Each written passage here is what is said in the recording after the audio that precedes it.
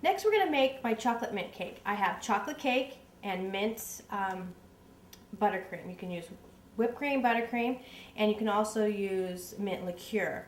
Now the way, if you use liqueur, you have to make sure that they're over 18 because it actually is alcohol in the cake. And you can just take a couple of teaspoons and drizzle it on each cut piece of cake. Not too much, you don't want to make it soggy. And or you can just put it in the frosting. About 3 tablespoons of cream de mint in the whipped cream. It works really nice for this, or buttercream.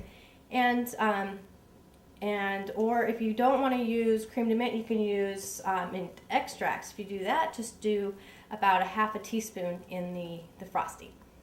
All right, we'll go ahead and do that right now.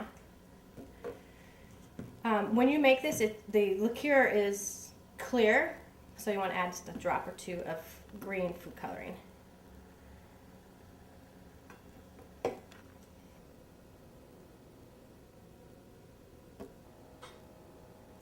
And then just mix it around.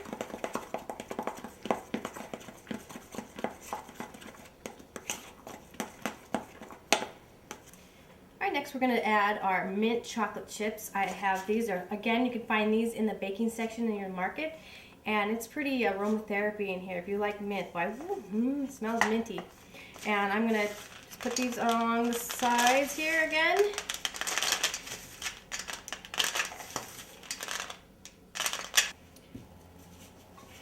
Rosettes.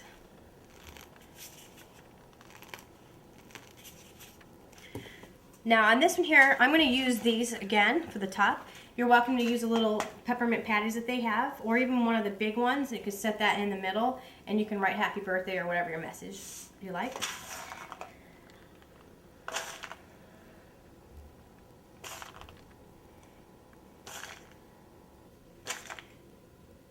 Also, on this one here, will work really great with the chocolate drip cake. Have chocolate drips down the side of this. It looks really nice too. And there we have our chocolate mint cake.